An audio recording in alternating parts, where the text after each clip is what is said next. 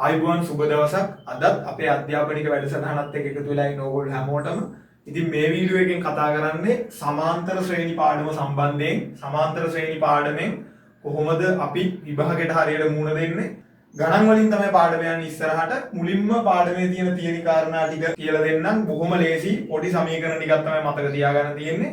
හරි. මම මුලින්ම ගන්නවා මෙන්න මේ සමාන්තර ශ්‍රේණිය. 6 9 12 15 18 සමාන්තර ශ්‍රේණි කියන වචනේ ඇතුළෙම තියෙනවා මේක මොන ආකාරයේ ගණිත සංකල්පයක්ද කියන එක. සමාන්තර. ඒ කියන්නේ අන්තරයන් සමානයි. 6 6යි 3යි 9යි 9යි 3යි 12යි 12යි 3යි 15යි 15යි 3යි 18යි. ඒ කියන්නේ මේ පද දෙකක් අතර අන්තරයන් හැම විටම සමානයි. ඒ නිසා අපි මේකට කියනවා සමාන්තර ශ්‍රේණියක් කියලා. මේ වගේ සමාන්තර ශ්‍රේණියක මොකක් හරි පදයක් අපිට හොයන්න කිව්වොත් මොකක් හරි පදයක් හොයන්න කිව්වොත් ඒකට අපිට සූත්‍රයක් තියෙනවා. ඔයගොල්ලෝ මතක තියාගන්න ඕන. එන්නන පදේ අපිට හොයන්න කියනවා. එතකොට අපි ගන්නවා tn සමානයි a ධන n ඍණ 1යි d කියන මෙන්න මේ සූත්‍රය. මේක මතක තියෙනවා. එතකොට tn කියන්නේ එන්නන පදේ. අපි 10 වෙනි පදේ ගත්තොත් මෙතන t 10යි.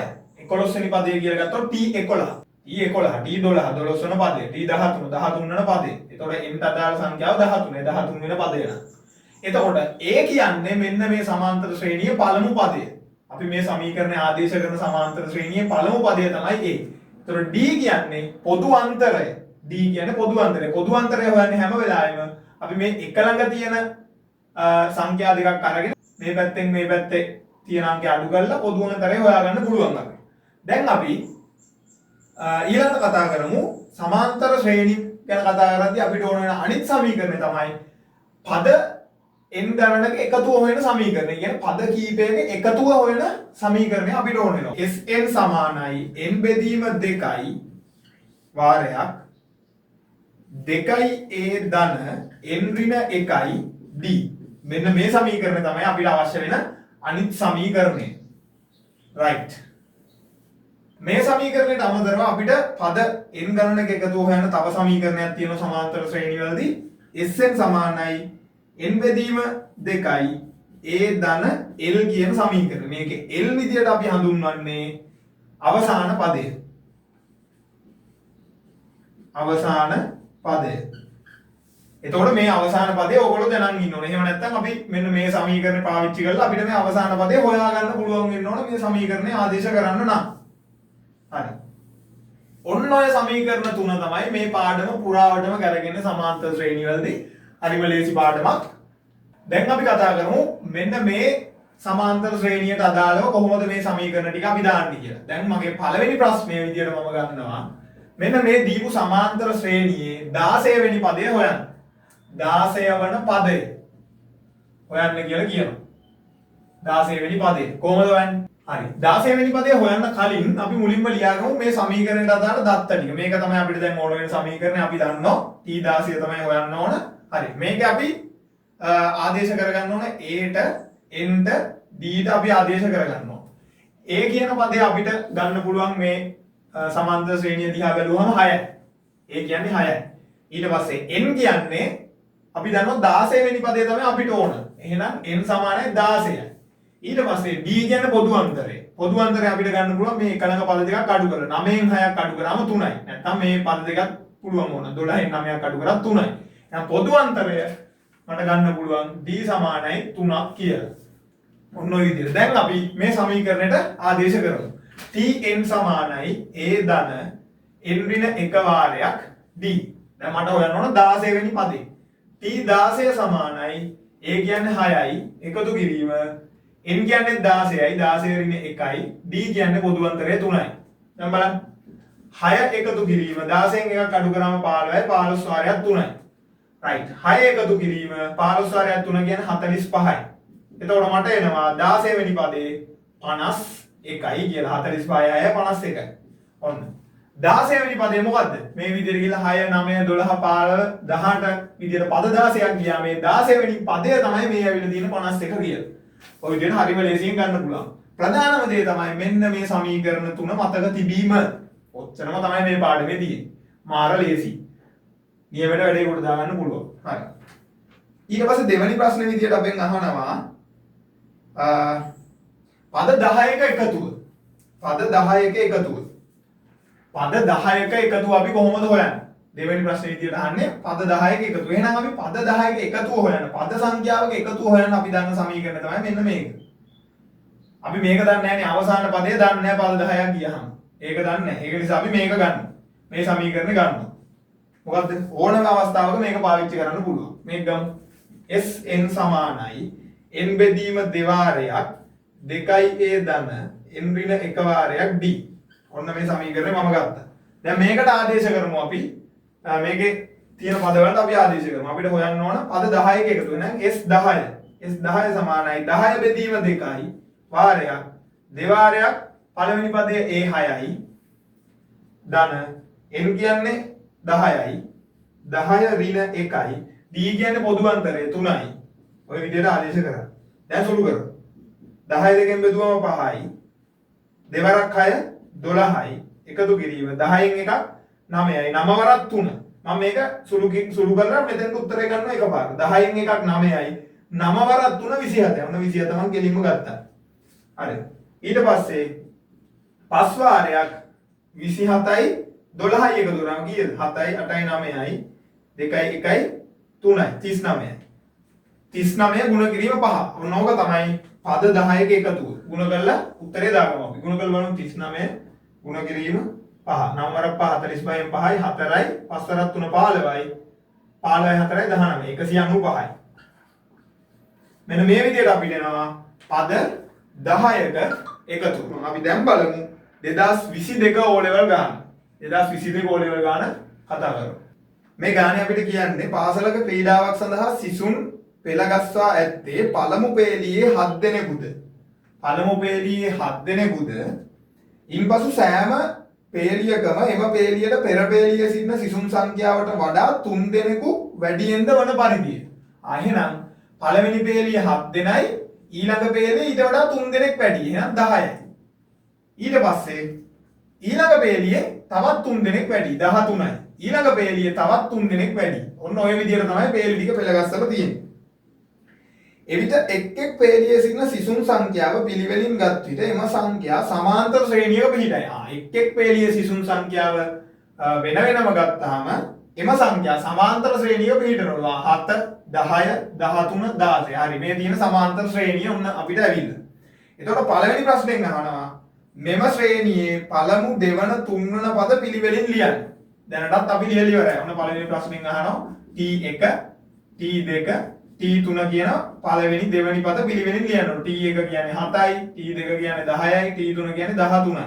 ඔන්න පළවෙනි ප්‍රශ්නෙට උත්තරේ හරි. ඊට පස්සේ දෙවෙනි ප්‍රශ්නෙන් අපෙන් අහන්නේ මෙම ශ්‍රේණියේ එන්නන පදය Tn සමානයි 3යි n දෙන 4 මගින් දෙනු ලබන බව පෙන්වන්න. එන්නන පදය හොයන්නලු. එතකොට එන්නන පදය හොයන්න අපි දන්නෝ සූත්‍රය. ඕනම සමාන්තර ශ්‍රේණියක එන්නන පදය පොදු පදය හොයන සූත්‍රය අපි දන්නවා. Tn සමානයි a ධන n ඍණ එක වාරයක් d. ඔන්න ඔය සමීකරණයට ආදේශ කරලා අපි පෙන්වන්න ඕන Tn වලට මෙන්න මේ තියෙන අගය එනවා කියලා. ඒ කියන්නේ Tn සමානයි 3i n දෙන 4 මගින් ඒකේ අගය ලැබෙන බව පෙන්වන්න ඕන. දැන් මේකට ආදේශ කරලා බලමු. Tn සමානයි a කියන්නේ සමාන්තර ශ්‍රේණියේ පළවෙනි පදය. පළවෙනි පදය 7යි. 7 එකතු කිරීම n කියන එකට ආදේශ කරලා නැහැ. මොකද මේකේ උත්තරෙත් n තියෙනවා අපිට n ඍණ 1යි. d කියන්නේ කවුද? d කියන්නේ පොදු අන්තරය.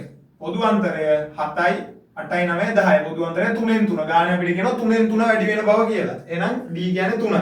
tn සමානයි 7 මේ තියෙන්නේ ධන 3 වාරයක් n ඍණ 1. හරියට මේ 3 අපි මේ පැත්තෙන් ලියාගත්තා වගේ. එහෙනම් මේ වරහන ඉවත් කරද්දි 3න් තමයි මේ ඔක්කොම වැඩි වෙන්නේ. ධන 3න් ගුණ වෙනවා. හරියට මේ 3 මෙහෙන් ලියාගත්තත් කිසිම ප්‍රශ්නයක් නැහැ. ඒ කියන්නේ ධන 3 වාරයක් n ඍණ 1 කියලා ගත්තත් කිසිම ප්‍රශ්නයක් නැහැ. එහෙනම් 3 වරක් n ධන 3යි n ධන 3 වාරයක් ඍණ 1 ඍණ 3යි. ධන 3 වාරයක් මේ 3 මෙහෙන් ලියා ගන්න ධන 3 වාරයක් ඍණ 1 ඍණ 3යි. ඒ විදිහට හිතලා ගන්න. හරි. ඊට පස්සේ අපිට එනවා 7න් 3ක් ගියාම 4යි එකතු කිරීම 3යි n. tn සමානයි 4 ධන 3යි n. දැන් අපි මේක දීපුවා විදියට හදාගමු. tn සමානයි 3n ධන 4යි. ඔන්න අපි ඒකත් පෙන්නුවා. දෙවෙනි කොටසේ උත්තරේ ওই විදියට ගන්න පුළුවන්. තුන්වෙනි කොටසේ අපෙන් අහන්නේ සිසුන් 40 දෙනෙකු සිටින්නේ කීවන පේළියේද? සිසුන් 40 දෙනෙක් ඉන්නේ කීවෙනි පේළියේද කියලා අහනවා. එතකොට පළවෙනි පේළියේ ඉන්නෝ සිසුන් 7ක්. දෙවෙනි පේළියේ සිසුන් 10යි. තුන්වෙනි පේළියේ සිසුන් 13යි. ඔය විදියට මේ පේළි වල ඉන්නෝ ශිෂ්‍යයෝ. අපිට කියනවා සිසුන් 40 දෙනෙක් ඉන්නේ කීවෙනි පේළියේද කියලා අහනවා. එහෙනම් මෙන්න මේ tn වලට දීපු අගය තමයි 40. tn සමානයි 40යි. ඔන්න ඕක තමයි අපිට ඔය කියන්නේ. tn සමානයි 40 කියලා හිතන්න කියලා කියන්නේ.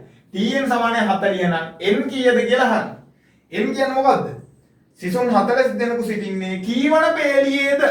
අන්න කීවෙනි පේළියද කියන එක තමයි n වලින් අහන්නේ. මෙන්න මේ tn සමානයි 40 කියන අගය මෙන්න මේ සමීකරණයට ආදේශ කරලා n උක්ත කරොත් අපිට ගන්න පුළුවන් මෙන්න මේ තුන්වෙනි ප්‍රශ්නෙන් අහන කීවෙනි පේළියද කියන එකට උත්තරය.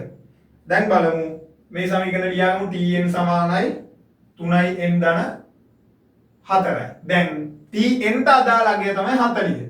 එහෙනම් 40 ආදේශ කරා සමානයි 3n ධන 4යි. දැන් බලන්න. දැන් මේ 4 අයින් කරන්න ඕනේ. එහෙනම් මේ පැත්තට ඍණ 4ක් දැම්ම, මෙහෙටත් ඍණ 4ක් දැම්ම. 4ට 4 අයින් වුණා. 40න් 4ක් ගියාම 36යි. 36 සමානයි 3n. n කියන්නේ 12යි. n කියන්නේ 12යි. එහෙනම් 12 වන පේළිය. 12 වන පේළිය තමයි සිසුන් 40 දෙනෙක් ඉන්නේ. සිසුන් 40 දෙනෙක් ඉන්නේ 12 වන පේළියේ. ඊට පස්සේ අපෙන් අහනවා හතරවෙනි කොටසේ මෙම ක්‍රීඩාව සඳහා තෝරාගෙන ඇත්තේ සිසුන් 700 දෙනෙකු පමණක් නම් ඉහත ආකාරයට සිසුන් පෙළගස්වා ඇති මුල් පේළි 20 සම්පූර්ණ කරගත හැකි වේදයි හේතු සහිතව පෙන්වන්න. හොඳට බලන්න. මෙම ක්‍රීඩාව සඳහා තෝරාගෙන ඇත්තේ සිසුන් 700 දෙනෙකු නම් ඉහත ආකාරයට සිසුන් පෙළගස්වා ඇති මුල් පේළි 20 සම්පූර්ණ කරගත හැකි වේදයි හේතු සහිතව පෙන්වන්න. මෙන්න මේ වැඩේට මේ විදිහට ශිෂ්‍යෝ පේළි වලට හදන්න සම්පූර්ණයෙන් ශිෂ්‍ය සංඛ්‍යාව තෝරගෙන තියෙනවා සිසුන් 700ක්. සිසුන් 700ක් තෝරගෙන තියෙනවා. එහෙනම් අපිට මේ විදිහට පේළි 20ක් හදන්න පුළුවන්ද කියලා තමයි අහන්නේ. එහෙනම් අපි බලන්න ඕන පේළි 20කට අවශ්‍ය කරන ශිෂ්‍ය සංඛ්‍යාව. පේළි 20කට අවශ්‍ය කරන ශිෂ්‍ය සංඛ්‍යාව හොයන්න නම් අපි ඒ කියන්නේ මොකද්ද? පද 20ක එකතුව ගන්න ඕන. පද 20ක එකතුව මෙන්න මේ සමාන්තර ශ්‍රේණිය. එහෙනම් අපිට ගන්න තියෙන සූත්‍රය තමයි මෙන්න මේක. මොකද්ද? දැන් දන්නවා. පදවල එකතුව හොයන සූත්‍රය. Sn සමානයි n බෙදීම 2යි 2a ධන n ඍණ 1යි d. මෙන්න මේ සූත්‍රයට ආදේශ කරන්න තියෙන්නේ. right. බලමු අපි. කොච්චර ප්‍රමාණයක් ශිෂ්‍ය ඕනද කියලා බලන්න ඕන. Sn පේළි 20යි. ඒ කියන්නේ පද 20යි. එහෙනම් S20 සමානයි 20 බෙදීම 2යි දෙවාරයක් පළමු පදය 7යි. ධන m කියන්නේ 20යි 20 ඍණ 1යි d කියන්නේ පොදු අන්තරය 3යි. right. දැන් බලමු 20 දෙකෙන් බෙදුවම 10යි. දෙවරක් 7 14යි. එකතු කිරීම 19යි 19ව 3ක්. මම එකපාර උත්තරේ දානවා 20න් එකක් අඩු කරාම 19ව 3ක්. 19ව 3ක් 57යි. හරි. 10 වාරයක් 14යි 57යි එකතු කරාම අපිට එනවා 71යි කියලා. එතකොට මේක උත්තරේ එනවා 710යි. 710යි කියලා එනවා උත්තරේ. ඒ කියන්නේ පද 20ක එකතුව 710ක් ඇවිල්ලා. හැබැයි අපිට මේ වැඩේට ඉන්න ශිෂ්‍ය සංඛ්‍යාව 700යි. මේකේ අහන්නේ අපෙන් මෙම ක්‍රීඩාව සඳහා තෝරාගෙන ඇත්තේ සිසුන් 700 දෙනෙකු පමණක් නම් ඉහත ආකාරයට සිසුන් පෙළගස්වා ඇති මුල් පේළි 20 සම්පූර්ණ කරගත හැකි වේදයි හේතු සහිතව පෙන්වන්න. එහෙනම් සම්පූර්ණ කරගන්න පුළුවන්ද මුල් පේළි 20? මුල් පේළි 20 සම්පූර්ණ කරගන්න පුළුවන්ද 700 දෙනෙක්ගෙන්? අපිට මේකට එනවා 710 දෙනෙක් ඕන මුල් පේළි 20 සම්පූර්ණ කරගන්න. හැබැයි දීලා තියෙන්නේ ශිෂ්‍යෝ 700යි. එහෙනම් සම්පූර්ණ කරගන්න පුළුවන්ද? සම්පූර්ණ කරගන්න බෑ. එහෙනම් මේක මේ විදිහට ලියන්න. මම මෙතෙන්ට ගන්න ඉඩවදී නිසා මේ විදිහට ලියමු අපි 710 විශාලයි 700. අපිට දීලා තියෙන්නේ 700යි ශිෂ්‍යයෝ. හැබැයි 710ක් ඕන මුල් පේළි 20 හදන්න. එම නිසා ප්‍රමාණවත් නොවේ. ප්‍රමාණවත් නොවේ කියලා මේ විදිහට පැහැදිලිව ලියන්න ඕන. හරි. ඔන්න ඔය විදිහට තමයි 2022 O level ගාන අපි හදන්නේ.